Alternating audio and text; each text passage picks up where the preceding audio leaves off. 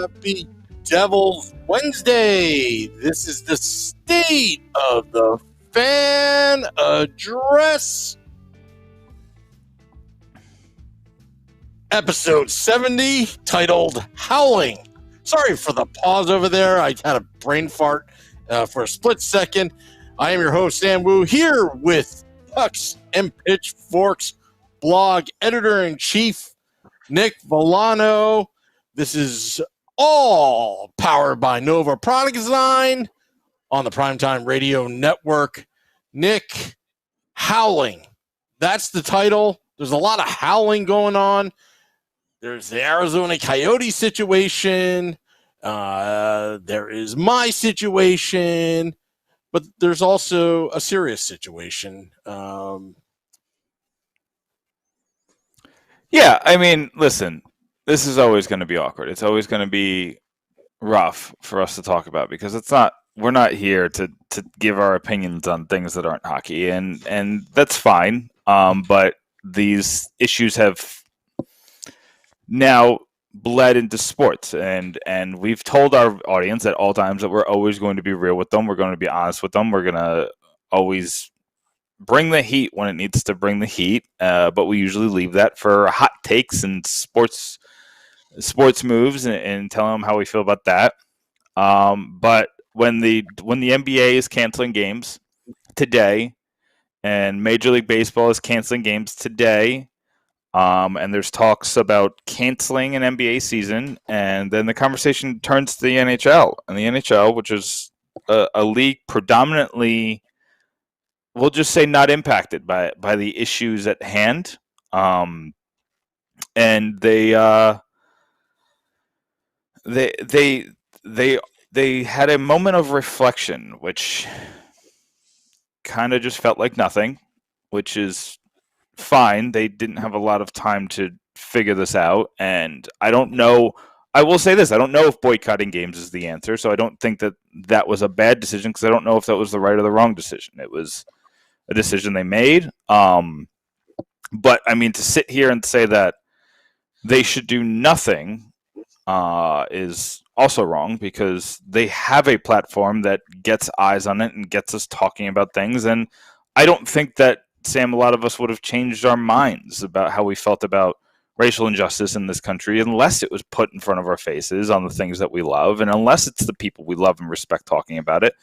So I think that, I don't want to spend a lot of time on this because we've covered this a couple times before and we've spent time on it, and I just don't think we're the right people to talk about it. I've said that before. I am a person who's never felt racial bias. I never felt that the color of my skin has taken away opportunities. In fact, I've probably gotten opportunities because I have a simple name like Nick Volano, and I don't have to worry about my resume getting denied because it's hard to pronounce my name, or I've never had to worry about things like I literally told a story about how I used to drive around with a machete in my car and not had a care in the world. I was in a bad part of town, and that was just my way to kind of keep the peace for myself. But I've never once thought that I was in danger because specifically of that and the people who are meant to protect me. So I'm not here to fight with people on Facebook because I've literally deleted Facebook off my phone because Facebook is awful and people's opinions are terrible, and I really just don't want to hear them anymore, and you probably don't want to hear mine. that's the case. But this is our podcast, and we've worked really hard to get it to where it is. And I just think that if we sit here and we ignore the fact that every sport is going on hiatus besides the NHL, and don't at least say this is happening, and we feel like, hey, maybe the NHL should do this, or maybe the NHL should do that, and I think the NHL should do something. And what they did tonight wasn't anything really. I hope they kind of learn about the reaction. The reaction is tenfold terrible to what they did. It was basically a moment of silence, thoughts and prayers. Cool, let's move on. And they have a chance to rectify this for the 10:30 game. And I hope they do something a little bit more. I think that they got praise from the people who matter when they did the kneeling thing, but then people. I mean, Sam, I saw the comment section when the Devils wrote last week that they were going to provide money for Black Lives Matter, and it shows right there. The comment section shows there's a problem. These people hiding behind computer screens are saying these awful, terrible things. These racist things. We got to call it for what it is. It's racist. Stop being racist. Just stop being racist. It's not hard. And I'm getting fired up, and I know that's going to take me on a road that you don't want me to go on. And that's not because you don't want me to have a voice on this. I feel like that's going to come off wrong. I understand that we are a hockey podcast. We are an outlet for people. We are trying to, life is crap right now. We're in a pandemic. We're in election year, and that has a lot to do with a lot of the things that are happening. I don't know which ones they are because, they won't expose themselves for a long time, but it's, and then we have this situation where a lot of this stuff is in the forefront. And honestly, that's going to end up being a good thing later. It's terrible now. It's awful that these people have to relive this over and over and over again. But the fact that we get to kind of hash this out and hopefully one day come to a solution, I'm willing to give up my entertainment for just a little while to get this solved. So that's what I'm going to say about it.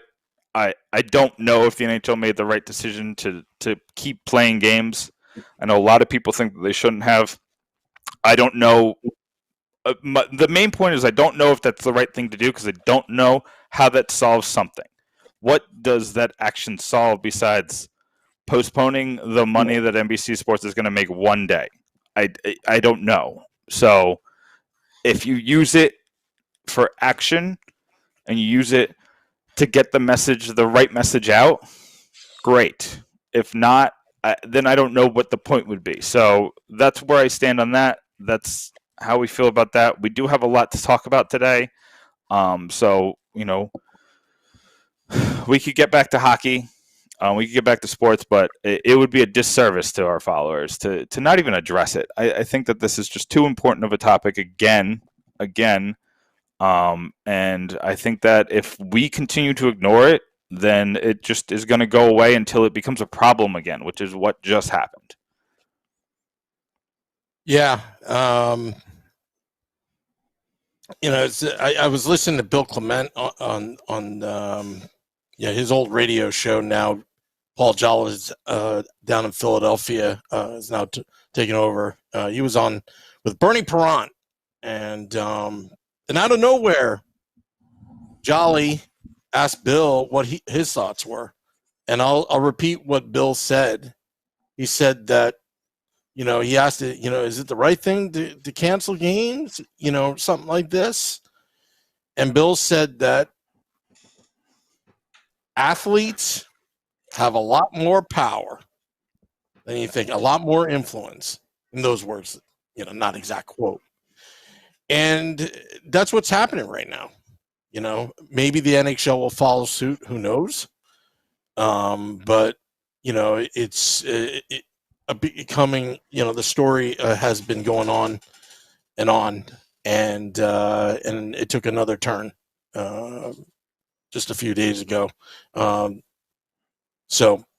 the problem obviously is not going to get solved overnight. But again. I'll just echo what Bill said. and it's true. Athletes do have a profound influence on us. And today we have a guest on about marketing.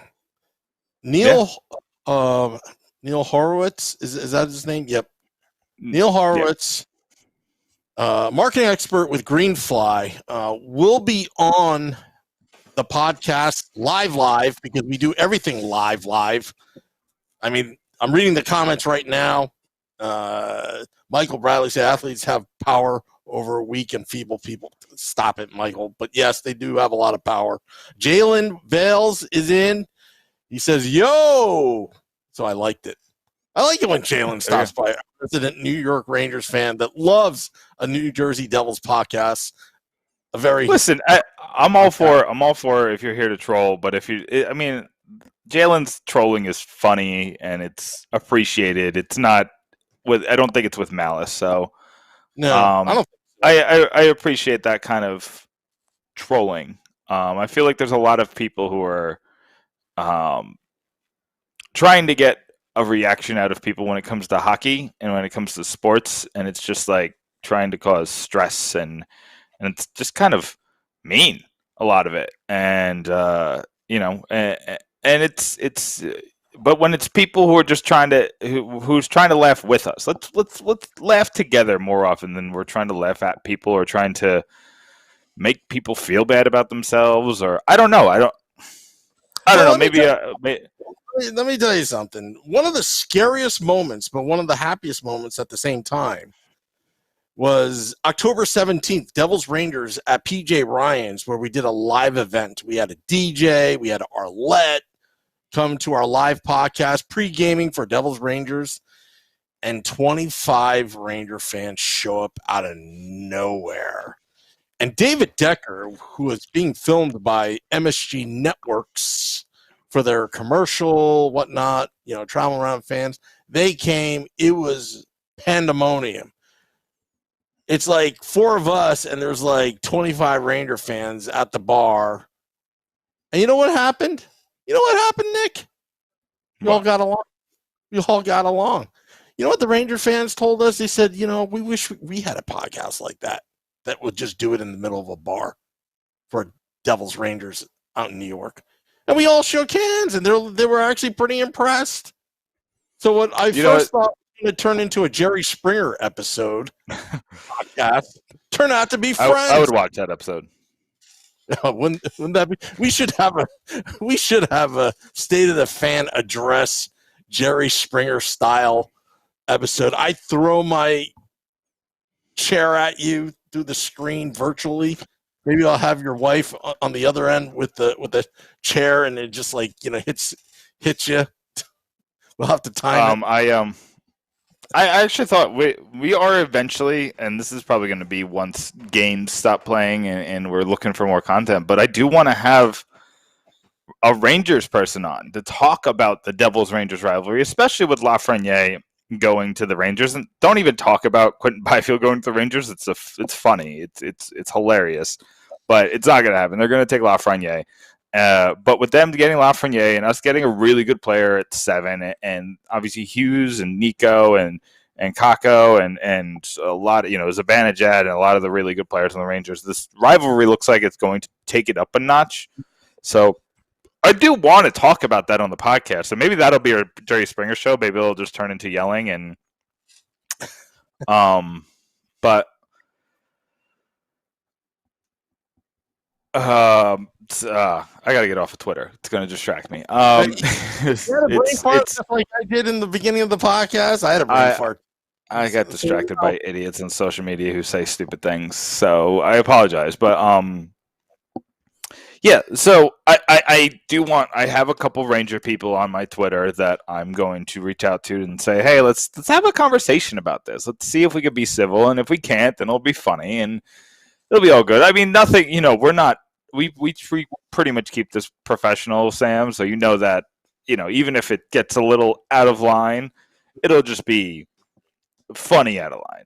So we're gonna keep it. We'll keep it civil, but I think that it would be an interesting thing if we hash out the Devils Rangers rivalry on the podcast.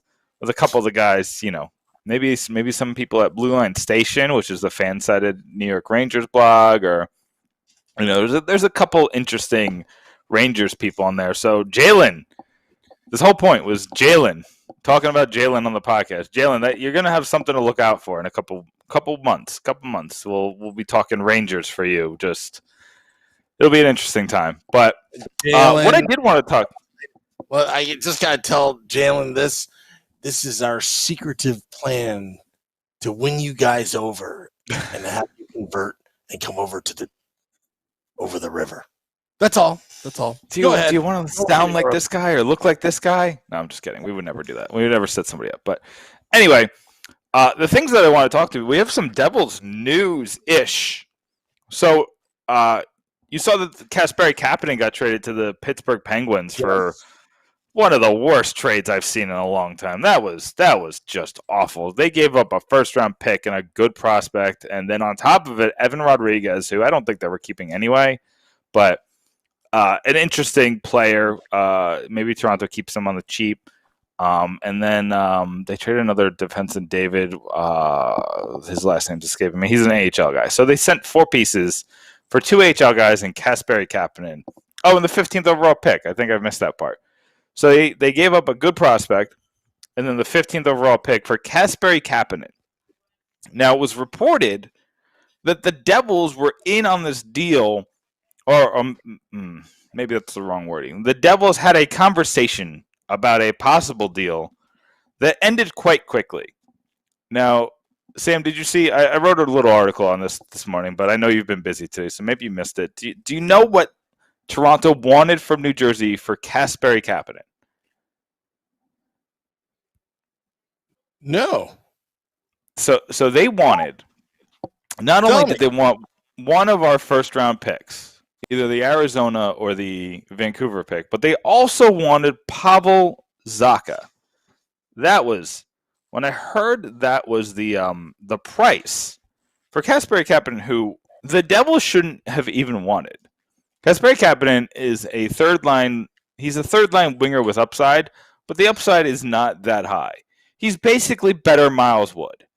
And the Devils already have Miles Wood, so to get a little bit of a better Miles Wood when you already have Miles Wood, it's a very fast player who, he has better hands than Miles Wood, I'll give him that, but Miles Wood has 20-goal upside because he had 19 one season. Kasperi Kapanen has 20-goal upside, but he didn't get to play with the top 2 centers in Matthews and John Tavares, so I'm not seeing him playing with Jack Hughes or Nico Hischier. I think you'd have to put him with Travis Zajac, and I don't think you have to give up a first-round pick. I wouldn't give up just the first-round pick for Kasperi Kapanen. He's not good enough to do that. But what do you think? Would you give up a first and Zacha for a player like Kasperi Kapanen? No. No, that deal is insane. The fact that they asked that is bold. Even makes sense. I mean, basically, they try to fleece the New Jersey Devils, and if that's the case, if what you said was true, I like Tom Fitzgerald a little bit more. You gotta say no. I mean, one of the great things about Lou Lamoriello, who, by the way, his team is lost today, but is in the second round of the playoffs. One of the great things about a GM is the ability to say no. No to other teams and no to your players. Right? So I'm glad they didn't take that deal. The deal didn't make sense. So far, the deals that Tom Fitzgerald has made so far in his interim era has been pretty good. Now, Cheryl Miller in the Facebook Live group was happy to see Coleman rocking it last night, still sad over losing him. Yeah, I'm sad. But hey, there's a first rounder waiting in the wings. A first and round. Nolan Foote. Nolan Foote is going to be good. Yeah. Nolan Foote is going. That shot that he has is downright insane. And Nolan Foote has a very small chance to make the Devils roster next season. You have a 20-year-old who could be an NHL player next season. Wouldn't you like to see Nolan Foote take that shot and rip off the opposing goaltender's mask off. I just want him to score goals. I don't know. I don't know. I love heavy shots. One player I loved, and I tried to hone my game back in the day, was Jason Arnott. His shot from the point. It was a cannon. And I couldn't, you know what? This is true story. So I couldn't figure out to get, I actually had a hard shot on the point when I played, like Al Bundy for Polk High.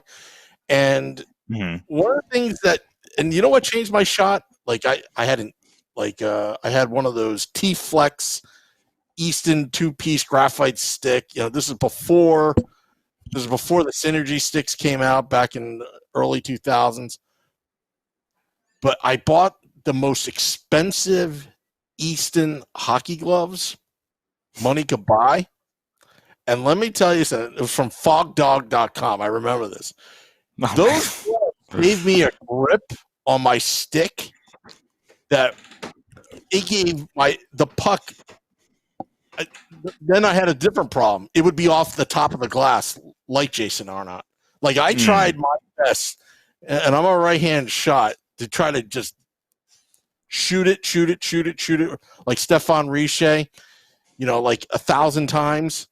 But it was that glove, that Easton glove. It was like $300. It was expensive. Got my shot to be so good, and I would have never thought that it had something to do with the gloves. I had Vic gloves beforehand, but the Eastons, whew. That just reminds me I've only played hockey just sparingly. I haven't played like a ton of ice hockey, but I played a lot of lacrosse. And I played on the team for 2 years in high school, and I remember they gave us the worst pads. So to play summer league and to keep practicing over the summer, you had to buy your own pads. Well, we weren't in the poorhouse, but equipment's expensive, and we had to pinch the pennies. So I ended up buying.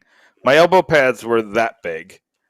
My shoulder pads ended here, so everything was super cheap, but it was enough to get me by. But I bought $60 gloves to make sure that my hands and my fingers were super protected, and I got that good grip on the stick because I was playing midi, and I took face-offs. So I needed that good grip. I just remember that I did not have a good shot. I was not Nolan Foote on the lacrosse field, but I had a deceiving shot, and I was pretty fast, and I could hit people. So, just being able to hold on to my stick. I didn't know that you played lacrosse. I was a goalie. Oh, really? Yeah. So you would have hated me because my shot made no sense. It's mostly because I had no idea where it was going. So I would throw it with like this major freaking oomph behind it, but it would end up being like a changeup. So you'd wait for this massive shot, and then it would just like go into the ground and bounce into the goal. So I made a lot of goalies really mad because I had this terrible shot that would end up going into the net. I'll tell you though, in all seriousness, the shot, if you remember the grass cutter shot, through the side, I could see the ball. So I always got them, unless you had real heat, like 110, 120 guard. The shots that were the worst, and these are the best shots, were the ones that you keep the stick behind your head where you can't see it, and it's kind of like an off-speed pitch. It looks like you're just about to like out of a cannon, but you slow it down by like 30 miles an hour, screws up your time, always went in. You can't stop them, unless you got a body on it or your angle. Anyway, we're talking lacrosse. Mike Rossi writes, I'm a Warrior brand guy. Yes, Warrior sticks. I know in lacrosse was pretty good. The Warrior sticks are always good. Yeah. I had a cheap stick too. Cheap everything besides the gloves. They're always light. Jalen writes, Nick, how are you not a Lightning fan? Look, Jalen, if you were actually listening to the podcast and not trolling on our Facebook feed, you would know that Nick is a New Jersey transplant. He is down there for business, but he is a John Cooper fan, though. I will say that. But he's that dream is over, though. That dream is over. I was really hoping he'd be the Devils coach, but Tampa's playing well. They were up 2-0 last time I checked. I haven't seen the score in second. I don't have it on tonight, so Eric Leppert. This guy, I see him post like Devils memorabilia. Yeah, I wish I had like cash because I buy every single thing he's putting up. By the way, I also will say I'm working on getting Devils memorabilia, like old school, new school, no school, to give away on our podcast. I'm working on it. I'm working on inventory right now. I'm making. Oh, we should come together on that because I was looking at deals too to buy in bulk and to give away for the blog and the podcast. I didn't tell you because I didn't get any of it yet. So, but we should group meeting right now. Yeah, everybody, give us your ideas. How would you like us to give away the memorabilia that you're eventually going to get? No, because you're probably seeing the same things I'm seeing, where you're seeing these people say, like, "Hey, I got these 40 autographs sold at this price, and this price," and I want to be like, give me a price for all of it, and then I'll have memorabilia to go through a whole season to kind of get people watching, listening, and rocking and rolling. Yeah, and I can get you some authentic forged Devils memorabilia. We'll do it on the show. We'll do it on the fake show. Live? Yeah, on the fake live show. Not live. Yeah, it's funny you said that. Anyway, I think we have some ideas. I think a lot of our ideas kind of got put in the dishwasher because of the coronavirus pandemic, and I think we're going to have some fun next season. Hopefully there's crowds. Hopefully there's crowds because I'd like to. We had big plans to. Did you see what John Shannon wrote from Sportsnet the other day? That they're considering a bubble. Yeah, considering a bubble, which would mean that the Devils would not play in Prudential Center by October 2021, if that's true. If that proposal actually goes through. Now, it's just a proposal, NHL and NHLPA, all right, because this bubble thing is working out. Not sure if all of it's going to be in Canada, but, but that's being talked about right now. That would, you know what, I was telling the guys on the Sunday podcast, I was like, if that happens, that's a long time. That is like beyond 2004, 2005 lockout time. That's you can't. I also don't think you can do an 82-game season in the bubble. Yeah. Like, what are you going to, like, a lot of these wives still have jobs. Like, think about PK Subban. He's opting out. I don't want to talk because I know he gets a lot of hate for no reason. But, I mean, think about it. Lindsey Vonn can't go into a bubble. And they're supposed to get married. And speaking of married, I want to send a congratulations to our friend Erica Wachter. I believe she got married. She get married this weekend, I believe? I thought she's getting married this weekend. That's what I said. Oh, I thought you said like past tense. No. I think she's getting married this week. I think this is wedding week for her. So congratulations to Erica Wachter. So that it's a weird year. It's a weird year for weddings, but I'm happy that we had a couple friends who made it work as well, and they were happy with the outcome. We couldn't go, unfortunately, because of the situation, but I should offer Erica, be like, hey, can the podcast broadcast live from your hour at least? Could we, get some media passes to this one time? I just want to go. Yeah, I want to go too. I want to party with Ken and Kanji and Bryce. I want to hang out with Bryce. That's the thing. Here's the thing. I would totally This is what I need. This is what I need next year because we had the big trip planned, right? With a big trip where we were going to go do a game in New Jersey one day and then a game in Binghamton the next day because Binghamton was looking real good. I think Binghamton is going to be even better next year. I think they might be a top AHL team. I think they might be. I mean, you think that the defense was the biggest weakness that team had, and they're adding. This is what they're probably adding next year. They're probably adding Nikita Tuk.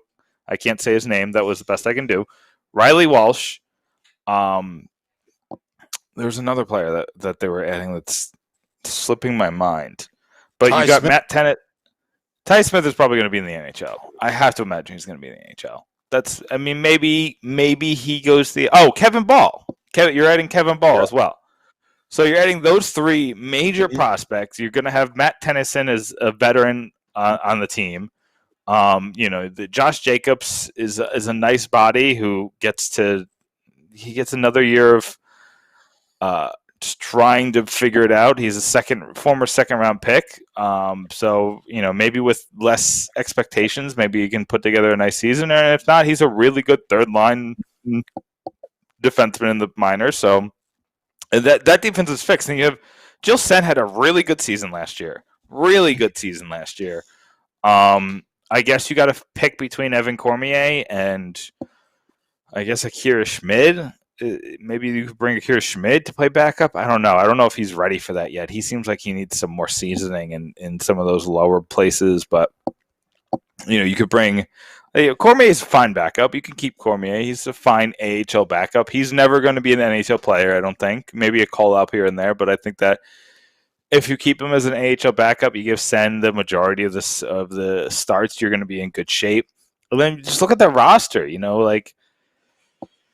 Right now you got McLeod there. Bastian's probably going to be there again, another year there, and they're both they're both veterans of that team. And Zetterlund is coming off another season away from that major injury, and he's going to be real good. Maltsev is somebody who really started playing well towards the end of the season. There's a lot to like about this Binghamton team, and who knows what other prospects are going to decide to come back. I don't think Jesper Boquist is going to play in the AHL next year, but if he does, he was dominant in the AHL last year towards the end of the season. He took a little while to get used to it. Probably the shock of having to play in the minors, but once he got used to it, and once he got used to how the game is played, he was just a force every night.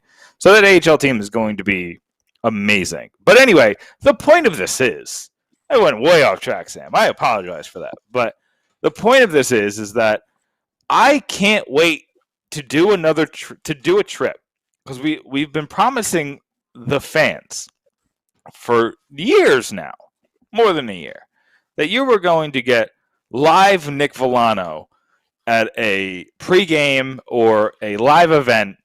You were going to get the Pucks and Pitchforks editor himself, and I promised I would bring some of my Pucks and Pitchforks friends. Some of the writers were going to come along with me. We were all going to come, and we just it never happened, Sam. It's not because of lack of trying. It was not. Yeah, it was not. But the things happened, but that is what I want fans in the arena safely. I want the fans to be in the arena safely because I want to do a pregame. I want to hang out with the season ticket holders. I want to meet David Decker and have him paint my face. I want to go to Binghamton and bang on the glass because we're getting glass seats if we go to Binghamton. We're paying the big money, Sam. And I'm sleeping at Rob Lapolis's house, and he doesn't. Yeah, I want to see. He said he has the in-house podcast studio, so maybe we could just do a live from his podcast studio. But I miss breaking news podcasts. Yep. You miss the Report, don't you? The War Report was great. Whatever happened, you got busy. We missed the real New Jersey talk. We missed that. We missed the War Report. Oh yeah, I mean, the War Report was it won an Emmy 2 years in a row. Just kidding. Are there Emmy awards for best For podcasts? podcasts? Best new live podcasts with the most comments. Oh, we would win that every year. Even though we'd win the new category every year because they just that's how it works. How it works in podcasts. Everything is new in podcasts. But yeah, I mean, I miss that. I miss hanging out with Devils fans and seeing Devils fans in the stands and making friends and meeting new people and getting their stories. I love getting people's stories. How you became a Devils fan, why you picked the Devils over the Rangers and the Islanders and the Flyers, and it's our fans talk. I mean, anytime at our events, you get a lot of people like, "Hey, man, I've been listening to you guys for the last 8 months. Thank you so much." Like the fans have been so positive. We do this. We don't do it for the big bucks. We do this because we love it. We love it. Yeah. And that's the most important thing is you got to love what you do. And trust me, last week I was afraid for your health, your life, because you were in that car accident, and I was like, I know you're a hockey broadcaster, podcaster, but do you really need to show up tonight? But you did. You did, because the love of the game, doing this, was important to you. So we did the call. The call of the podcast was reaching out for me, and I needed a little normalcy in my life that day, and I think we all need a little bit more normalcy. We had to miss a podcast the other day because of the hurricane. Whatever. It's a CSC or something like that. I can't say that word. But speaking of which, anybody who has anybody in the Louisiana area, in the Texas area, we're really thinking about them, Sam, just because that storm is a scary one. I saw a lot of people evacuate, so I hope they got everybody out. But anyway, yeah, I said I said the hurricane because the hurricane canceled our podcast, and it just reminded me that there's that scary storm out there. But anybody out there, anybody who's got family out there, just know we're thinking of them. Yeah, I gotta tell you, again, I haven't been really following the news recently, as we talked, behind the scenes before, and that thing came out of nowhere. That hurt. It reached a 4. Yeah, it had the perfect elements because the wind shear came from behind, and it never caught up to the hurricane to strike it down. And the waters are really warm right now, so yeah, that's not why people are here. But I listen to Weatherman all day, so I know things about hurricanes. I just want to do this for old time's sake. You're talking about the Woo Report.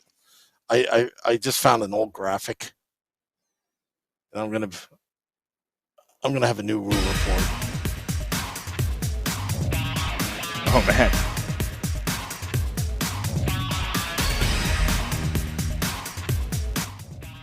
That gets you excited. That reminds me of the BJs are in town. We're live from PJ Ryan's at the Rock. Sorry, I just had to do that. No, you're good. I just miss having a beer with Devils fans. We got to go get a beer. We need this to end so we can go get beers with Devils fans. Well, you know what we'll do? Well, I don't want to promise anything because I have no idea what the situation is going to be, Sam. But if things get better, maybe we can do. I don't know. Game? We could do. The draft is coming up, but who knows if we'll actually be able to do the draft. There's free agency. Who knows if we'll be able to do that? I don't know. Tell you what we're doing right now. We are building in the next 3 months. Construction begins after Labor Day. The new primetime radio studio. Oh yeah. Let's go. To put up now. By accident, I have my laptop behind me in the temporary setup that I'm at right now. I kind of like having a screensaver in the background. We're going to have like visual graphics. We're going to have all sorts of stuff. It's going to look top notch. It's going to look expensive. Like I said, it's going to look expensive. And everything is going to be live, just the way we do live. Michael Hay says, you two are the best. Thank you, Michael. Eddie has joined us in the Facebook Live. We're also on Twitter Periscope, YouTube Live, and Twitch Live.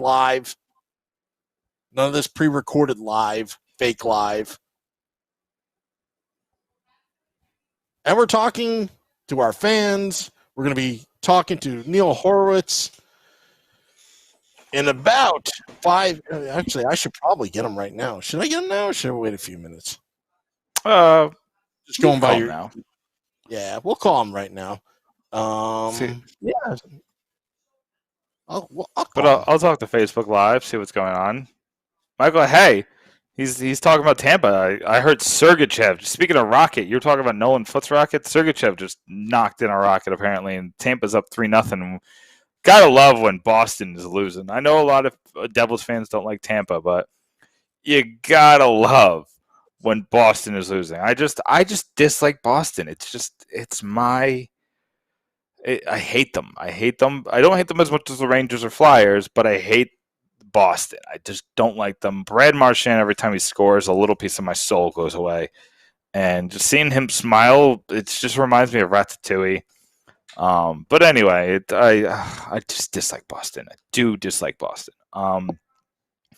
But I do have a Pizza and Pucks and Pitchforks today. I know a lot of people, there were some rumors out there that PK Subban could be on the move. The rumors are not verified or not even from a reputable source from what I saw, so I wouldn't take too much solace in it. But I did address it because I thought that it's worth addressing. I mean, it's one of the Devils' most popular players, and you're talking about trading him. And I see a lot of people who say just take what you can get, retain all the salary, and I don't understand that. I mean, this is your big move from last year. And yeah, it didn't work out. He was bad last year. On every single stat said he was not a good player last year. And I understand that, but sorry, Matt Jr. was talking about how the rat was the good guy in that movie. You talking about Remy? I don't know. I haven't seen that movie since it came out like 20 years ago. So I don't know. Whatever. He reminds me of a bad guy. He's a bad guy. Brad Marchand's the bad guy. But anyway, PK Subban, I don't see the point in trading him right now. His value is at its lowest. So what are you going to get? You're going to trade him for... Do you even think you get a third-round pick for him, even if you retain $2 million in salary? Who wants to pay PK Subban $7 million a year right now?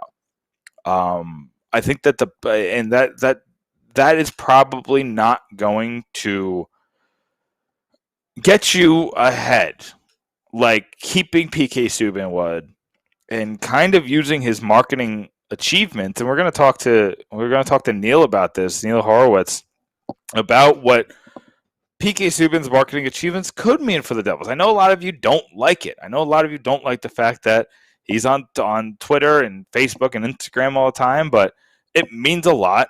And it's the reason why the NHL picks him for the game shows. And it's the reason why he has a podcast where he can talk to Gary Bettman. And it's the reason why the NHL loves putting him in front of the camera. And it's the reason why he gets to be on the cover of NHL, I think it was 18, the EA Sports video game. And obviously being a good player helps these things too. But being the personality that he is and using that to build his brand is important. And we're going to talk, like I said, we're going to talk to Neil Horowitz, but trading him right now would be insane. It's just a bad move. The Devils aren't in this business of making bad moves right now. They really can't. I think that the ownership is in a way wants to make major overhauls to all of their franchises, because the 76ers just got swept in the first round and the process did not work for them. The New Jersey Devils missed the playoffs just like they did in, I think it's 6 of the 7 years they owned them, or 5 of the 6 years that David Blitzer and Josh Harris have owned the Devils. They've missed the playoffs, and they said when they fired Ray Shero that they want to start winning now. They want to start making moves to where they could be a winning franchise. So I think that you are going to see a little less patience this offseason, and that might be a good thing or a bad thing. I don't think they're going to dabble in free agency. I just don't think you're not going to get Pietrangelo. I think that the Blues are going to make some moves to fit that contract in, whether I don't know who they might trade away, but maybe the Devils could take advantage of that. I know Vince Dunn might be an interesting player that the Devils could go after. He'd be a decent pickup. But I think the Devils could take advantage of that. I also think that the Devils could add a first-round pick this before the next draft by taking on a contract. Maybe an Alexander Steen would be a really good contract to just take on, see what he can provide for one season, take that first-round pick, kind of like what Carolina did with Patrick Marleau, and that worked out in spades for them. So we talked about a lot of stuff while you were gone, Sam. Well, that's great because I got our next guest, and I'm pumped up for this next guest. You know why? You know why, Nick? Why is that? I've noticed on Twitter recently, a lot of Devils employees are now following us on Twitter. And I know that they listen to our podcasts, and we've got the best marketing guy right now on the Nova Product Design Hotline. Pleased to welcome to the State of the Fan address, Neil Horowitz, marketing expert with Greenfly. Neil, you are on with Sam and Nick. How are you tonight? I'm doing pretty well. I appreciate the kind words. I don't deserve that. So as far as we're a marketing expert, I'm more like, a third-line center at best, but I'll take it. Listen, John Madden was a third-line center, and on the penalty kill, he was the best in the business. So you can just tell people that you are the John Madden of marketing, and everybody's going to be like, oh, he's like the best announcer. And in your head, you're going to know, you're like, no, I'm a third-line penalty killer. But that's cool. You think that I'm the best announcer. It's great. Hey, I'll take it. I'll take it for sure. So, you've been working, it seems like you work with just about everything. You work with teams, you work with players, you kind of work, based on some of the things that you've put out on social media, and you seem to have a lot of interesting opinions on what leagues and what sports should be doing. Just coming right out with it, I was just talking about PK Subban. PK Subban's probably one of the best marketers of the game and himself in the NHL, and somebody really kind of goes away from the traditions of keeping quiet and making it about the team. He knows that there's life after hockey. So kind of going by that, what are some of the things that you see from somebody like PK Subban that you think that other players should emulate? How should they be marketing themselves, especially with things like social media? Yeah, and I mean, just to give a little background on me too. Like I've kind of been able to follow this space for a long time. I was among the first generation, I guess you could say, of social media pros in hockey, in the NHL, and kind of grew up in the space and watched. I remember when Bobby Ryan first got a Twitter account when I was with the Ducks, and he was using it sparingly, but I was definitely watching it and reporting back to PR every now and then about how it was evolving in that space. And you look at someone like PK Subban. And, he right away recognized, I think, what the value was of being out there, of having a personality, having an opinion. I mean, I don't tell you guys that you watch any hockey interview, all the old cliches, about, getting hard on the forechest, getting pucks in deep, all that good stuff. And just be different than that alone is a starting point. But, it's a really a pretty deep-rooted issue when you think about it as well. I mean, you look at these hockey guys, most of them are not overnight successes. I mean, especially you look at, heck, there in New Jersey with Jack Hughes. He was, king of the hill, so to speak, coming in. And most rookies aren't going to have aren't going to be Connor McDavid out of the gate. And so you have that kind of humility coming up through the minors, working your way through juniors. You don't have college basketball, college football to kind of get you used to having that megaphone, you could say, so to speak. And then the hockey culture of, being more about the name of the front of the jersey instead of the back of the jersey. But you're starting to see now that the players are looking around. They're seeing what's happening in other leagues. They're seeing the opportunities that are out there. And there's less burden of entry as well. You don't have to work through the team, work through the media. And PK, I think, was an early believer in that and understood how he can make these connections, getting himself kind of beyond hockey. And that's I mean, heck, that's how he met his wife. Certainly outside the hockey world. And ultimately, for me, it's about, being able to show that you're more than just a hockey player.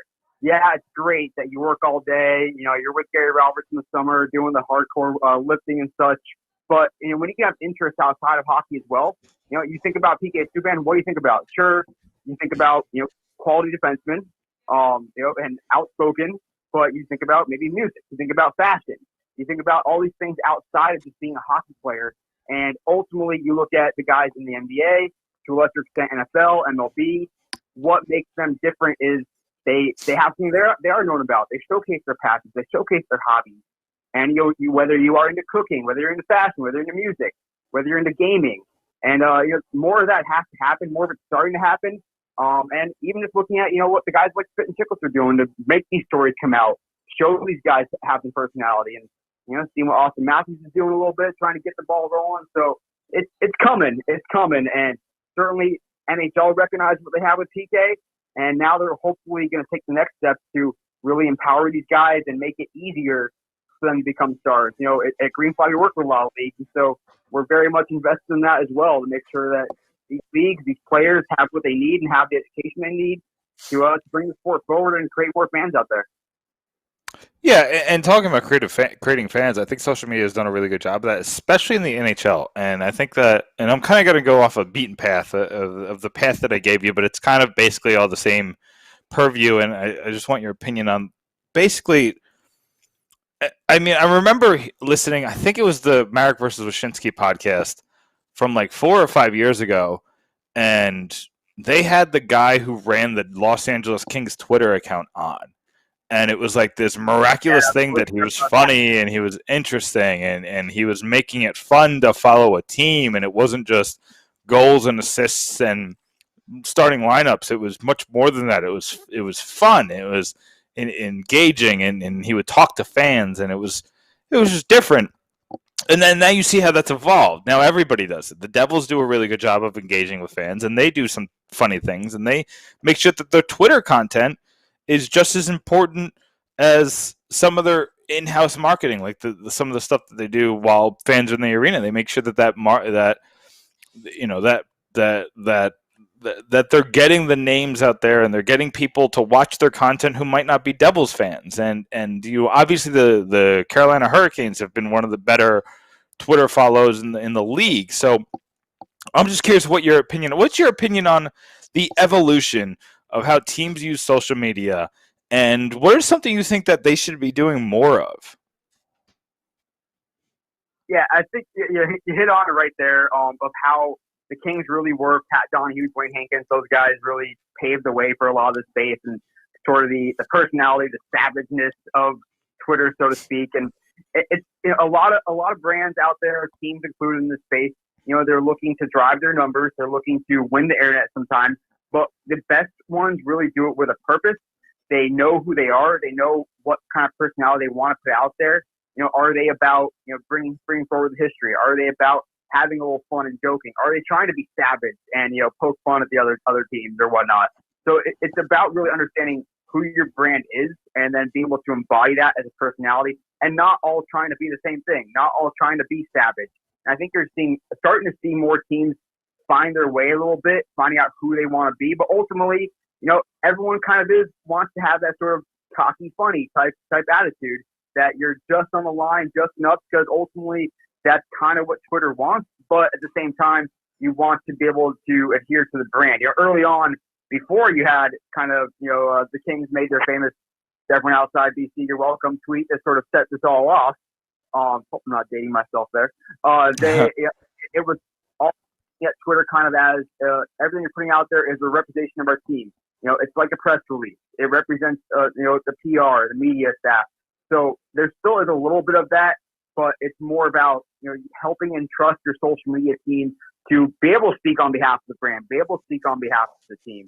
I think the teams that you see doing the best job of it, they are pretty cohesive, meaning that the players are echoing what the team is putting out there and vice versa. Like, that's a beautiful thing. When you see a player, whether it's posting on Instagram, talking in post game, and they're kind of echoing what the team is putting out there on social media, and really more importantly, vice versa, that's some great synergy there. So I think that's really, really strong in how you can help fans to connect emotionally with the team, with the brand. And also, too, it's really getting the players more out there as well and being able to showcase them. And it doesn't just mean, and granted, I'm coming from a place where we work with players a lot, work with helping to empower players, but it's also helping them, again, be out in front so that your fans can fall in love with a player by name. You know, a lot of times, these hockey guys are still, you know, a lot of fans don't necessarily know their names unless you're, you know, a hardcore fan, a more avid fan. The casual fans aren't going to be able to name more than maybe 10, 15, 20 guys in the whole NHL, let alone on your team. And so how can you make these guys more lovable, make them more out there, and be able to kind of, you know, build that, ultimately that emotional connection. And whether that's based on a player's personality, whether it's based on a player's story, you know, a feel-good story, or whether that's even just based on giving a little bit of vulnerability to the players, showing them how they're excited when they win and when they're down when they lose. So I think that another thing too there is being able to be real with your fans. You know, after you lose a tough game or the team plays like crap, the, you know, Arizona Coyotes get beat 7-1.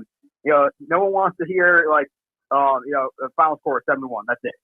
It's when you can actually say, well, that game sucks, or, you know, we don't want to do that again, or, you know, whatever. Maybe you want to be real. You want to be human. Ultimately, fans connect with humans, and that's also why, you know, players are generally more important than the brand, because people are going to engage more with the players because they're fellow humans. But also just putting a more human face on there and really engaging with the fans directly. Every time I see a Twitter account that is actively replying, you know, it's one thing to put out the great savage tweet or even the really cool tweet, the sick tweet, the great graphics, the great video, the really clever GIF, whatever it may be. But it's the teams that then reply back. And you reply back to a fan one time, or you retweet their tweet, you like their tweet, that is, you know, that's going to stay with you. That fan's going to be like, wow, the team recognized me. They might tell their friends about it. It might be like, hey, what's the coolest France interaction you do on Twitter? Oh, it was my favorite team. It was the Bruins. It was the Canes, whoever it might be. And that's how you can help fans move up that ladder from casual observer to casual fan to I love this team. I love this brand, and be able to have that back and forth interaction, that true two-way relationship. So it's a broken record, but it's not anything too crazy off the wall, but it's really about being human and building that two-way connection and trying to create as many super fans as possible, because ultimately, you know, it's fans like you guys, fans that listen to the show, that are going to be more important than, you know, than what the brands do themselves. So I you know, after I actually sent you the rundown of the show, I've kind of been looking into, you know, your site and kind of all the things that you've been doing, and I've seen that you have your own podcast. And you get some interesting folks on that podcast. You know, I know you talked the last ones I saw were kind of focused on the XFL, and obviously they were trying to market themselves. But like, how is coming out and using outside sources, you know, like this podcast or your podcast or other sources of that kind? How is that going to help these whether it's leagues like the NHL or maybe the NWHL, the Women's Hockey League, or people who are starting from scratch? How does that help them get the eyes on the product? Totally. You want to know, I haven't officially trademarked this term yet, but I want to think that I created it. When I started working in pro sports, I talked about we wanted to build fangelists. You know, fan plus evangelist. That's not just a fan, but someone that goes around and that's all they talk about. They talk about the team. If you're not a fan of the team, they're like, what the hell? You're crazy. Or, hey, you know, talking to their friends, what do you want to do this weekend? They're the ones that are like, we have to watch the game. We have to go to the game. And so how can we build more of those fans that are the diehards? You know, we want as many fans as possible, sure. But, you know, how can you build those higher value fans? And it's not always higher value meaning they spend more money with you. It means they are the ones, again, who are going out there and telling everyone about you and spreading the word. And what you guys do, you're building ability with those fans, with more fans as well. So someone might, you know, be a fairly avid fan. They catch on to you guys, and all of a sudden, all they think about and talk about is the Devils. And they're telling their friends about Devils. They're starting conversations at the figurative water cooler at the office about Devils. And they identify as being a Devils fan becomes part of their identity. And so, you know, that fan is worth more than their weight in gold. They're worth more than the money they spend on tickets or apparel or whatever it might be. And so that's how I look at a lot of these external outlets that are basically doing, you know, free marketing work for you to some degree. You know, that's stuff that people pay for. People pay to reach more fans. People pay to get their word out there, their story talked about. And now we have all these extra people talking about our team. And yeah, you know, if you are an overly concerned, you know, PR person who's like, I need to know what everyone's saying about my team, and if they're saying anything bad about them, I want to be able to stop that. But that's not realistic, and nor is it good for the organization overall. You want people to be talking about you in an authentic way. You want fans to be pissed when they should be pissed. You want fans to be happy when they should be happy. But long story short, it is really, how can we create more of these super fans that, you know, the team really is what they think about, what they talk about, and what's one of their true passions. So that when we think about, you know, bloggers, people that write about the team, people that follow these bloggers, people that follow, you know, podcasts or whatnot, that's ultimately how can we make more of those? How can we empower them almost? How can we even partner with them so that we can, you know, work together and collaborate and make their efforts even stronger and even more targeted? Neil, you know, speaking of which, I'm going to switch gears here. Our podcast, we do it live. We're very consistent with it, with the times. Even Nick last week gets in a car accident and he's still ready, like a hockey podcaster. He's still going to make his 8:30 p.m. Eastern time slot. Something I noticed about our fans, I have this tagline that we are the most commented Devils podcast in the history of New Jersey Devils podcasts. We could have a bad podcast and there's like over 200, 300 comments in the Facebook Live and sometimes on Twitter. Awesome.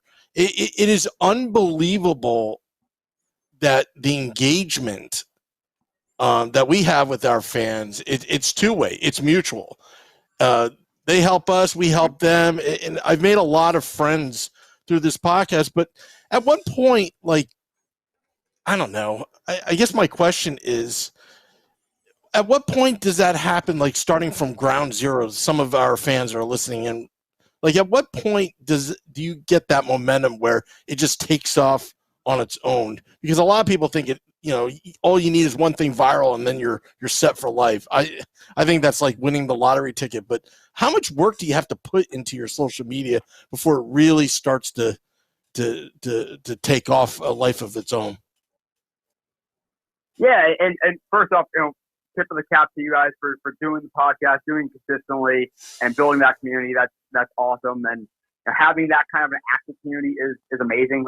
We always say in social media, the worst you can have is silence. So whether they are agreeing with you or disagreeing with you, it's great that they are, you know, engaging back and forth. And so really when it comes to building community, you know, there's a lot of ways to go about it. It depends on what you're trying to do, who you're trying to reach, who you're trying to engage. If I think about my own personal brand, you know, Neil Horowitz on Twitter, on LinkedIn, whoever it might be, building my own podcast and blog and whatnot, then I have to consider who is my audience, what's going to interest them, who should I be engaging with as well that's going to also amplify my own work. And so if I'm trying to reach, you know, other sports marketers, other social media marketers, you kind of reverse engineer. You know, what are they interested in? What are they doing? How can I give value to them and give them something that maybe they can't get elsewhere? Help connect with them as well. So that includes, you know, if there's a cool thing that, whatever, let's say that the Kings do something really cool, you can mention, you know, Pat Donahue on Twitter, although he's not so active on Twitter these days anymore. But, you know, being able to recognize people for their work as well. So people are never going to turn down a compliment, and that starts to slowly build community, starts to build conversations around that as well. How'd you do X, Y, and Z? What'd you learn from this campaign, et cetera, et cetera? And you kind of look at it from your guys' own lens as well. Who is your audience? And you might say Devils fans. That's a really broad term. You know, are they the diehard fans? Are they fans that are going to games? Are they fans that are displaced and aren't getting what they want elsewhere? They miss the local coverage. Are they fans that are the fans that are you kind of giving them their only source of knowledge about the team, or are they? If they really think that, you kind of dissect your fans. What are they looking for? Do they want just barbershop debates and conversations, clickbaity type stuff, or do they want, you know, deep X and O's? And that might affect who you bring on, what kind of conversations you try to start, what kind of topics you try to cover, and even having me on. You know, what does that do for your fans? Are they now going to start dissecting, you know, the Devils Instagram strategy and trying to think about, what are they trying to accomplish with this post here? Or what does this say about their brand? Or why they do it this way? Or why aren't they engaging back with me? I engage with them. And so, you think about what you're trying to do, what kind of value you're bringing to your audience, and, it ultimately they give back, and that starts to spread naturally, organically by word of mouth as well.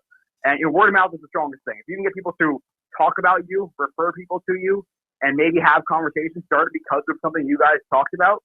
So a listener tomorrow might say, hey, so I was listening to the podcast the other day, and this guy, Neil, was talking about Instagram strategy. Now I can't stop thinking about when I post on Instagram who my audience is and what I'm trying to get them to do, or, what kind of value I'm giving to them.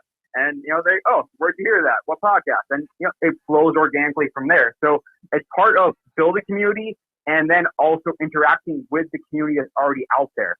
So you guys also would want to engage with other, Devils bloggers, Devils writers, Devils fans, diehard Devils fans like, Greg Wyshynski and whatnot, who has plenty of Devils followers. And you build it from there. But ultimately, it's about community. It's about building something that people can connect around, that people have mutual interests around, and that people want to talk about. It's the global sports bar, so to speak, that this internet social media thing is. Neil, there's a couple things I'm guilty of with this podcast that actually I have never even told Nick. Number one, at the barber shop, when we were all going there talking sports with our barber. We lost Neil. I'm going to give him. Is that the noise it makes now? We're on a different system. You know who that was that called on the other line? A telemarketer. Unbelievable. Unbelievable. Well, we got to get the marketing professional to talk about telemarketers, don't we? Yeah. Well, you know what? Let me call Neil. Let me call Neil. Let me put myself on mute and take over, Nick, as I'm trying to get Neil back on. Okay. That was a very interesting conversation, and we're gonna talk to Neil just a little bit more before we let him go for the night. But we didn't want to end it like that, obviously. But the Devils marketing team, I think, has always done a decent job, especially for. I'm always seeing them, and I know a lot of the sales team is relentless, and we hear a lot of that from the Devils fans, and it always gives me a little bit of a chuckle when they call me and they try to get me to buy tickets, and I say, well, I'll see you in Tampa. Maybe I'll make a trip to Florida. But the marketing team has always gotten me to click on things on social media, and the Connor Carrick podcast was very interesting, and that's something that I dove into and I thought was very good. And on top of that, just the way they do a lot of their graphics are very clean while also being very extensive. I don't know if it's the right word, but and I actually just got an Instagram. So Devils fans want to follow me. I'm Nickipedia12, Nickipedia. I just got it this week because Facebook sucks, and I've said that. Even though y'all listen to us on Facebook Live, I'll never delete Facebook because I have to talk to the New Jersey Devils podcast fans. Nick, what? I got the social media expert marketing guy on the Nova Product Design hotline. Oh, so I shouldn't talk about how much I hate Facebook? Yeah, you can't be trashing Facebook. That wouldn't be right. I'm sorry, Neil. I hate Facebook. Well, let me tell you, for you guys, what I'd recommend, Reddit would probably be a great community to build around your podcast. Reddit's got a lot of great community building tactics, I guess you'd say. And if you want to do Facebook, consider a group on Facebook or a private Facebook group that you can have these conversations so that, people can come on afterwards and talk about, what a crazy conversation Neil was having. Oh, okay. I'm going to tell you something, Neil. Reddit does not like me. I've seen the comments that Reddit makes about me. Reddit doesn't like Nick Villano. Reddit doesn't like Pucks and Pitchforks, and that's okay. This is what I say when my wife introduces me to new people. I'm an acquired taste. And some people just haven't acquired that taste yet. And that's okay. That's okay. But yeah, Reddit is a place that I definitely wanted to kind of try to do a little bit more legwork, but I know that it's going to come with some major just pushback at first. But a lot of people don't like me at first, and then eventually they love me. So I'm just going to have to do that to Reddit, Sam. I'll do Reddit. But getting back, I was asking two questions before, Neil. I have two guilty things that I do with this podcast that nobody really knows about. Number one, I do my marketing research by, I used to at least, sitting at a barber shop and having my barber play the podcast for about 30 minutes and watching people's reactions. And I think there was one podcast, I think I was doing a PK Subban impression, and people were just bursting out laughing. So I was like, aha, maybe I should do more impressions, or maybe I shouldn't. I don't know. But that's something that's been really enjoyable. But the second thing, I'm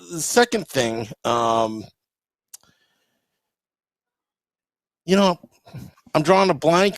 I had it in my head. Wait, let me ask you that, because I'm big on kind of using regular fans, so to speak. Not that you guys are regular fans. You're definitely more avid fans.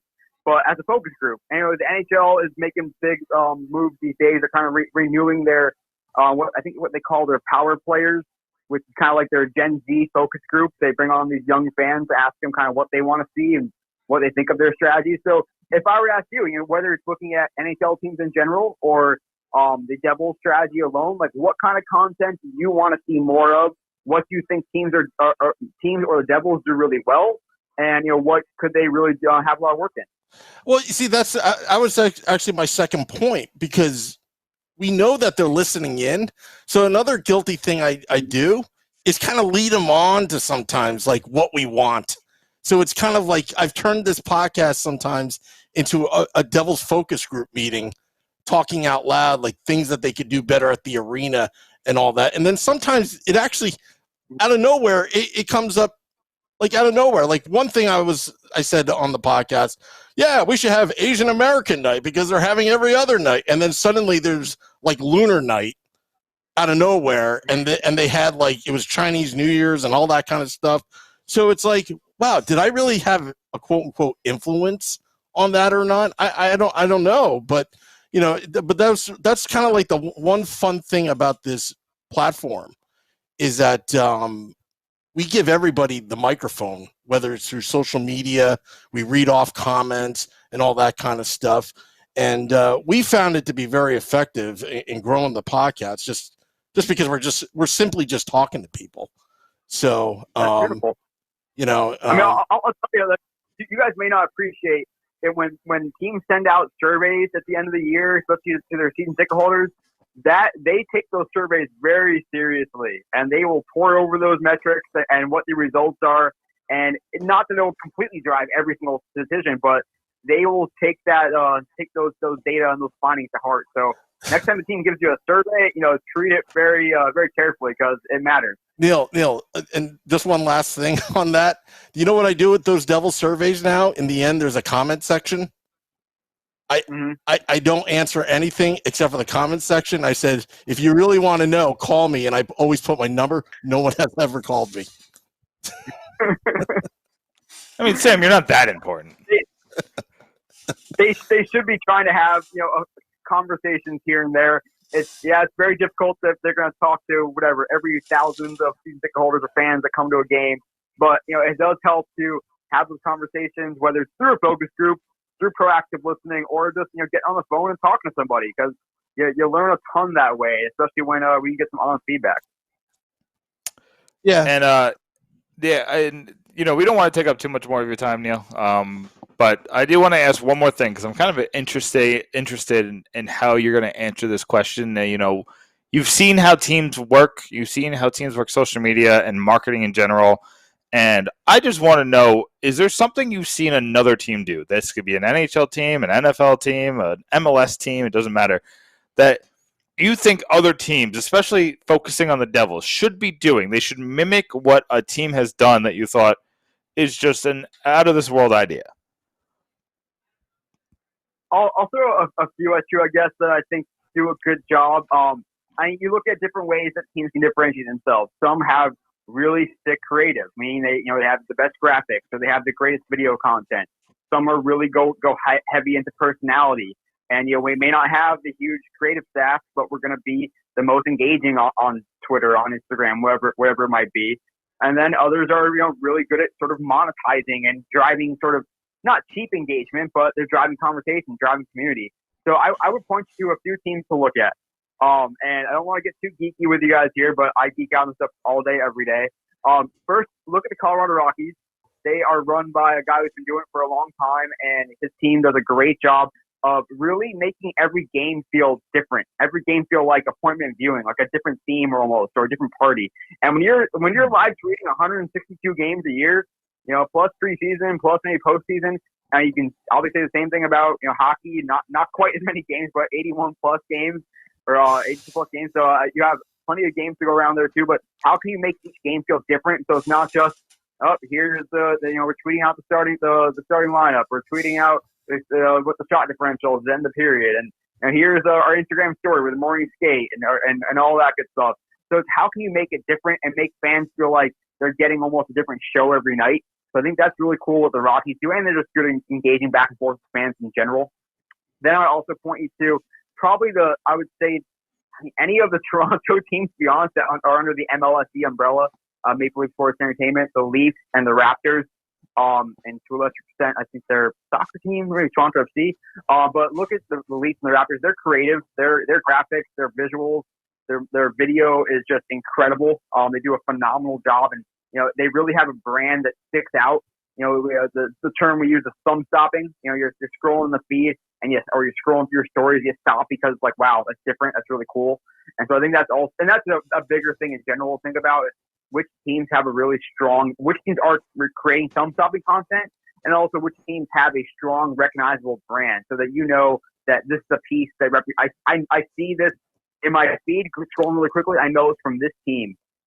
Check out also the Royals are doing a good job of kind of sprucing up their highlights just a bit. So you might get a home run, but all of a sudden you see like a special effect and the ball's on fire because it was hit so hard. There's these little kind of subtle things that just catch your eye, are really cool, and can turn a highlight from just a regular little highlight into something more. So how can you not, like, if you're following the Devils, you might also be following the RSN, the sports network that broadcasts their games. You might also be following the NHL account, the NHL Gifts account, and there's a goal scored. You're gonna see the same highlight posted 5 times, but how can you give something different, be a little bit different? So that's another thing to think about. And then last one I'll call out is, especially since you're new to Instagram, check out the Sacramento Kings.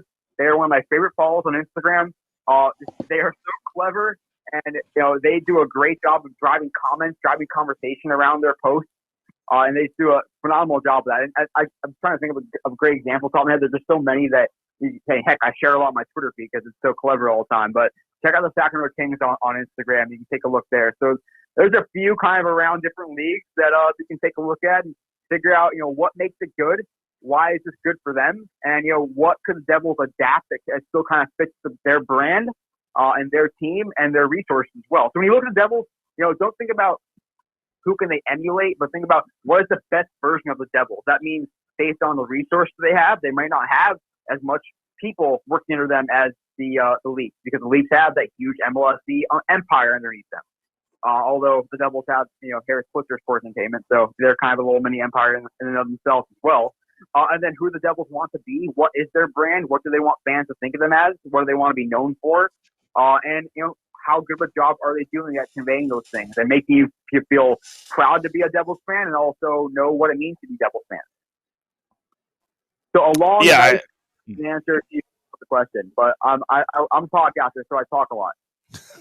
Yeah, I mean, I think that's why Sam. I was originally a guest on this podcast, and he eventually was just like, "You talk enough to just fill a whole podcast, so we're just going to make you one of the hosts." And that's just kind of how it goes with this podcast. Is we talk a lot, we can fill space and time, and we can make it entertaining. And Neil, this was one of the more entertaining interviews we've done, and I really appreciate you coming on. You had great insight, and I actually do think that you're the John Madden announcer of marketing. I think that you know your stuff. I don't know how you feel about airplanes, but if you're the John Madden hockey player, I think this was a Selke winning season type podcast effort. So I appreciate that. So thanks so much for coming on, Neil. Hey, I appreciate you guys having me on. It's always fun to talk about this stuff. And and keep an eye on the Devils. You know, they've had a little bit of turnover recently in the last couple of years with their marketing, with their social media. So, you know, it's a new era there for sure, and it's only going to get better. It's been fun. I know they've added some resources to it, so it's going to be interesting to see how that all works out next year. But Neil, thanks so much for coming on. And next time we got marketing related things, we're going to come to you first. Beautiful. Happy to anytime. Best of luck to your guys' team in the off season. Hope to see you against my Ducks in the playoffs next year. Ooh. We'll see. Open a can of worms. I won't go there. That is Neil Horowitz, market expert with Greenfly. Nick, you see what he did there? I was in on it.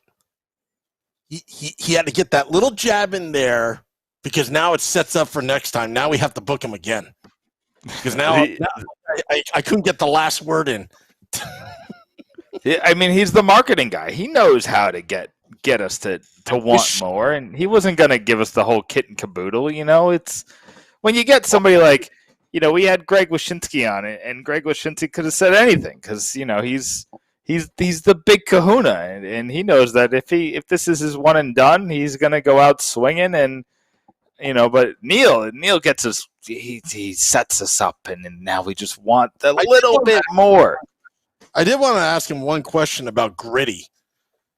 The Flyers mascot. I mean, that social media introduction was, I don't know if it was by accident, but man, did they nail it down in Philly with that. I know. I hated it I still hate it so much, and I don't understand why people are obsessed with it. What makes it so great? Because as soon as, by day 4 after Gritty's introduction, all the Flyer fans hated Gritty too. But as soon as, the national media got in on it and, the late night shows and all that kind of jazz got in on it, guess what happened? The Philly fans were like, hey, that's our guy that you're making fun of. You can't do that. He's our guy.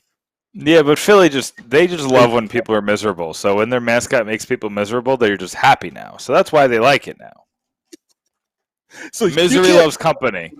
God, only we can. They love misery, and they haven't won a cup since 76. So misery, missed it 75, 25. It was mid 70s. I wasn't alive, so.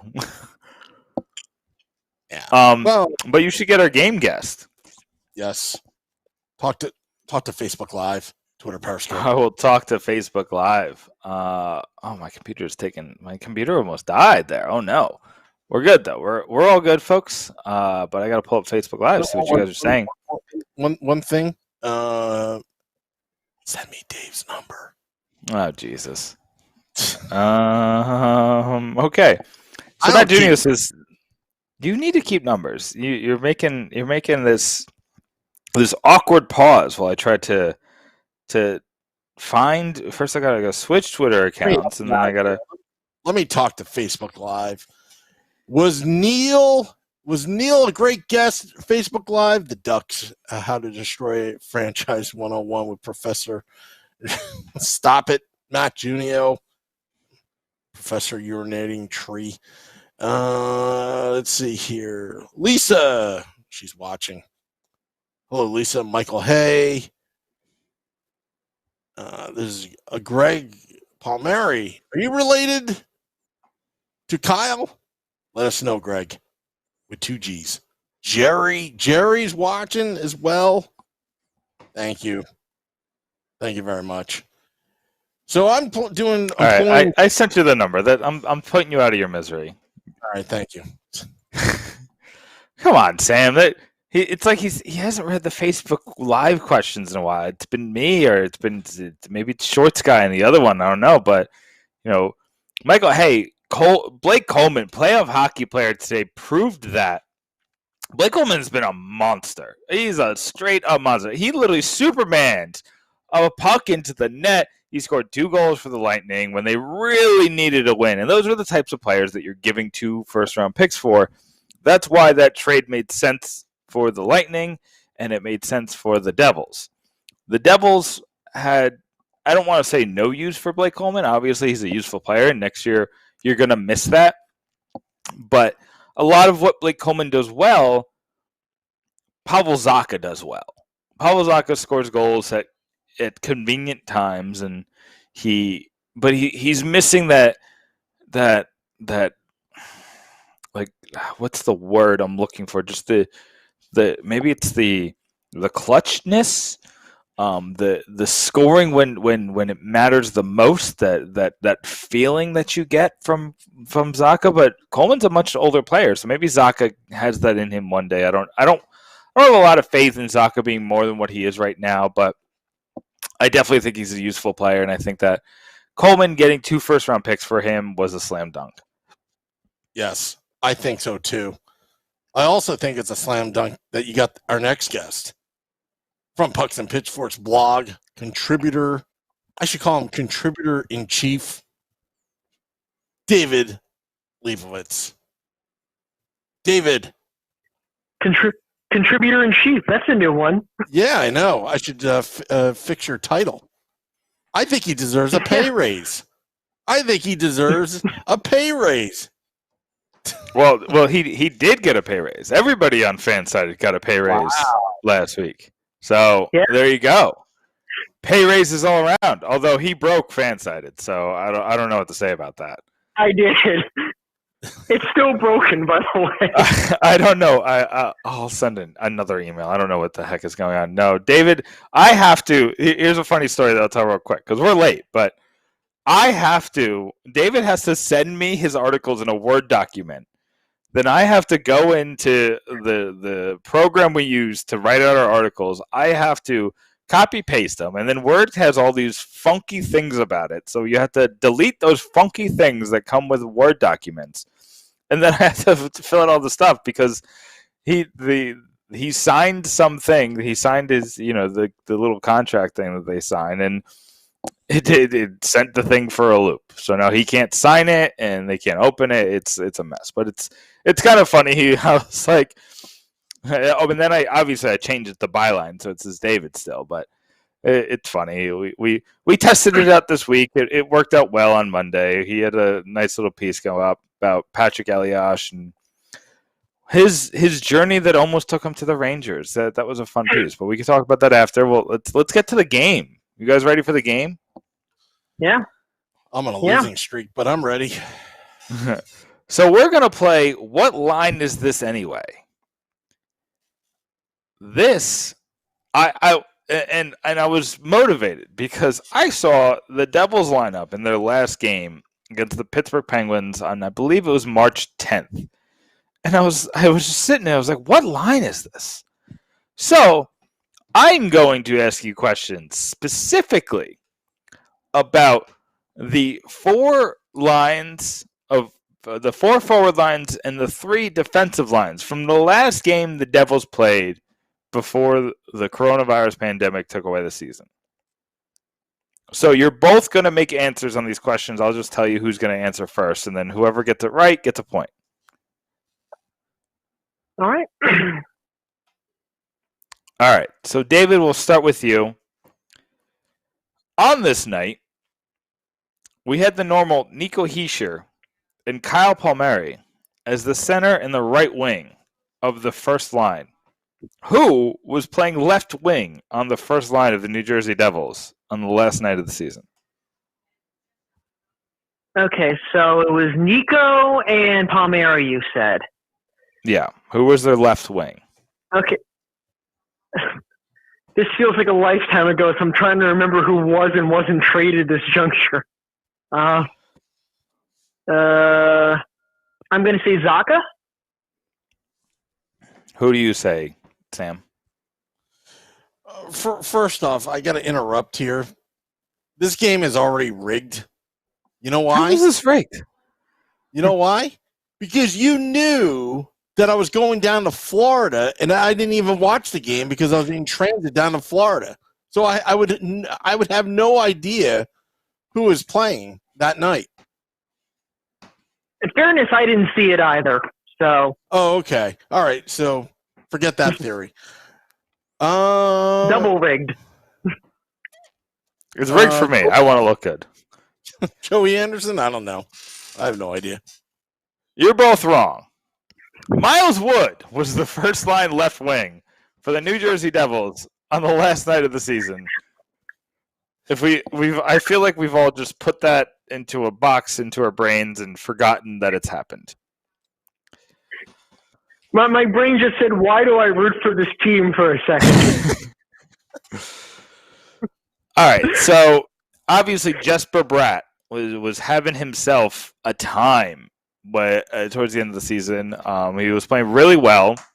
So where did the Devils have Jesper Bratt in their lines at the time of that last game of the season? I'll let Sam go first.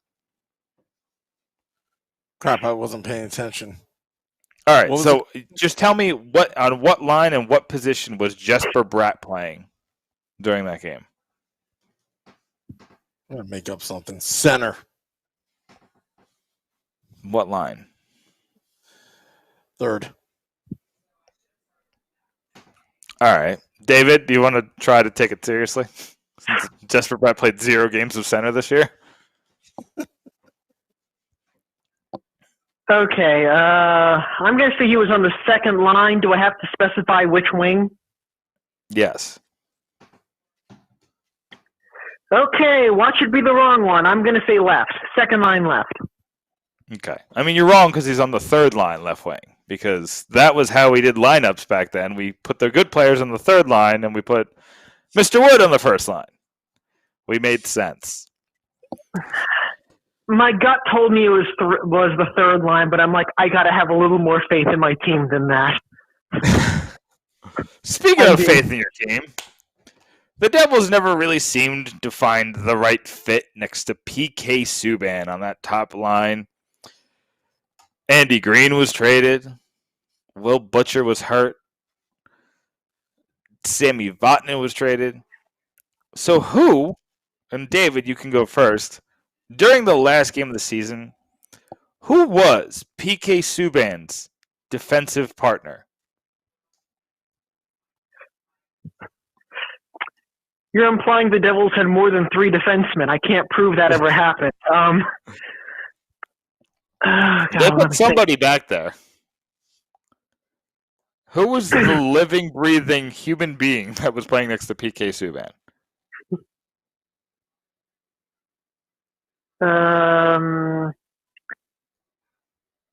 I want to say Anderson. I'm just going to say Anderson because I can't think of anybody else. Okay, who do you think, Sam?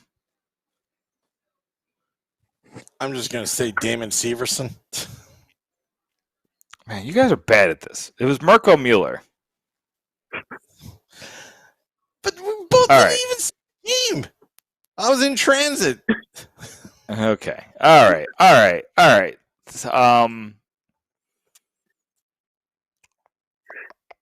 How about this? We're just gonna go right for the jugular here. I want you to both tell me who was this team's second power play unit. Name the 5 players you think are on the second power play unit. You know what? No, I'll make it easier on you. Name me the first power play unit. The 5 guys in the first power play unit. And the closest to the winner gets to win this game. So, Sam, you go first. Palmieri?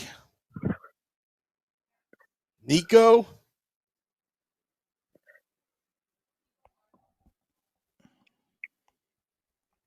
Bratt?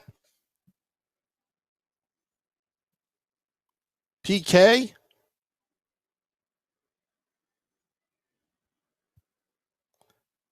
And Severson. Okay. David, what's your guess? Okay, I'm going to say Nico, Palmieri, Severson, Subban, and let's say Miles Wood. How did you guys tie? Oh my God, you can't. That's great. Oh my God! All right. So Palmieri, Nico Hischier, and Severson are on the unit, joined by Jack Hughes and Travis Zajac. So you guys have named PK Subban, Jesper Bratt, and Miles Wood. There are two other players on the second power play unit that haven't been mentioned yet. So we'll try this one. David, who are the two players that haven't been mentioned yet that got power play time in this game? Okay. I'm going to say Mueller.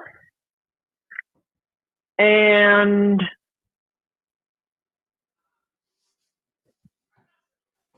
I was about to pick a goalie. That's stupid. Please don't pick a goalie. Please pick a person that's on the ice. Anderson. Okay, how about you, Sam? Gusev. And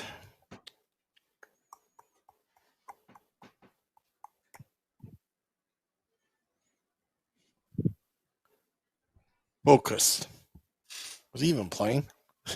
I think he was in the AHL at the time. But it's okay. You win. Sam wins. The losing streak is over. Nikita Gusev was indeed on the unit. The other player on that second power play unit was Pavel Zacha. Pavel Zacha was the last player on that unit. But Sam, you win this whatever this was.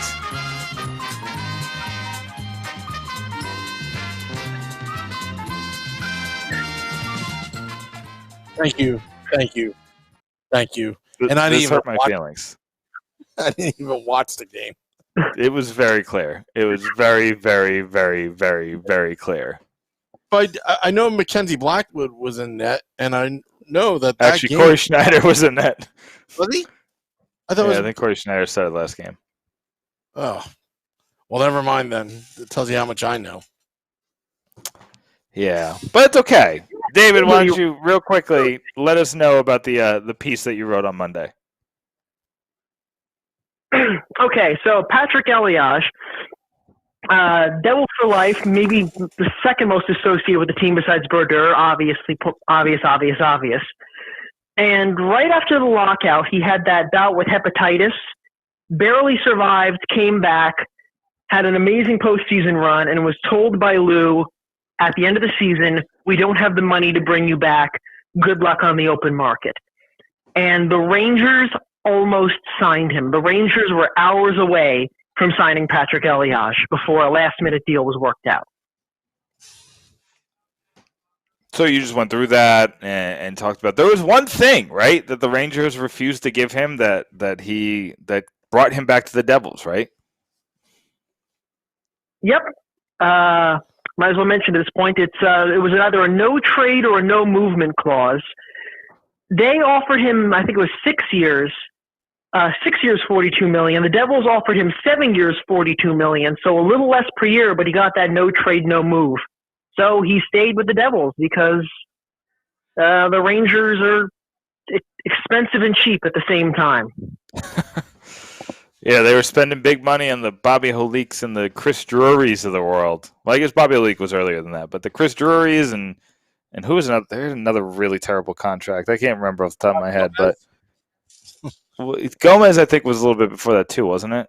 Oh no, I guess Gomez was around that time. Gomez was like 06, but oh, was it? Okay, so either way, it was but that was a really fun piece to edit, and it was really fun to read. So I go on there. It's pucksandpitchforks.com.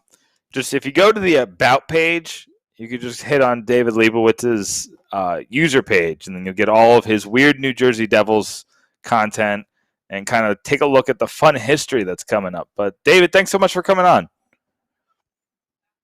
Oh, can I do a quick plug from the next one? Sure, of course. Next one is not going to be about the Devils at all. It's going to be about the Jersey Knights, the WHA team that existed in South Jersey for half a season. Wow, I'm excited for that. That sounds fun. It's dumber than you can imagine.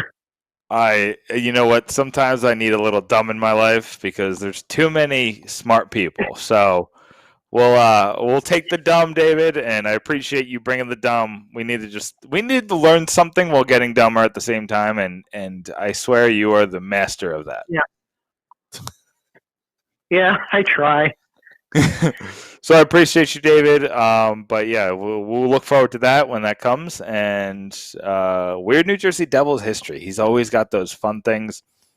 And Sam, have you given him the mascot's number yet?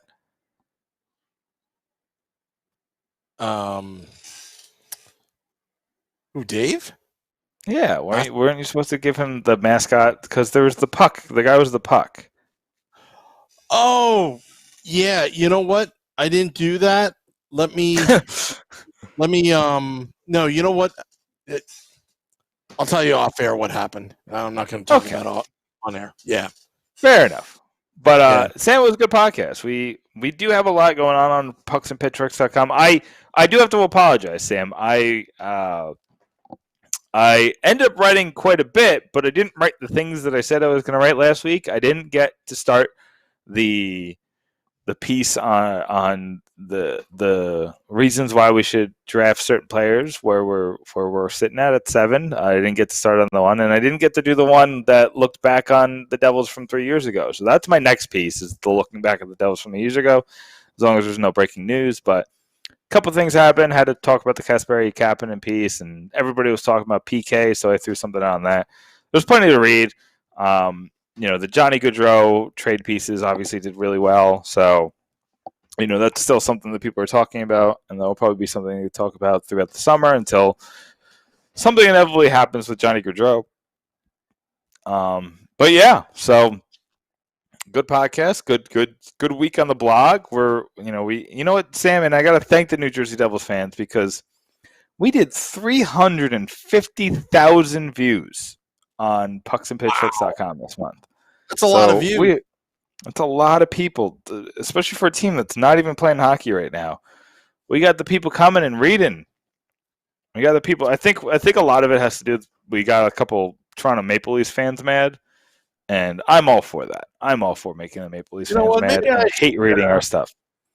Maybe I should hop on the Pucks and Pitchforks blog contributor bandwagon and make some money and start trolling people with my blogs.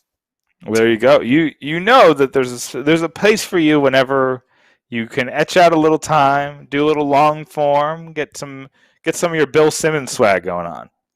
You know what? I think first thing is first. I got to get Dave the number, so we'll talk off air. Okay, about that. Sounds good. I got bad, but actually there was a good reason why he didn't get it, but we'll talk off air. Okie dokie. Let's see here. So I'm gonna end the podcast. It's a little Woo Report. There you go. Woo Report. Music in the background. I'd like to thank Neil Horowitz for coming on the Let's Go Devils podcast. I'd like to thank Dave for not watching that game so I can finally squeak out a win and get on a winning streak. I'd like to thank you, Nick, for making this show possible. I'd like to thank you, the fans.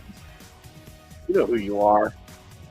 Until next time, go to pucksandpitchforks.com and let's go Devils.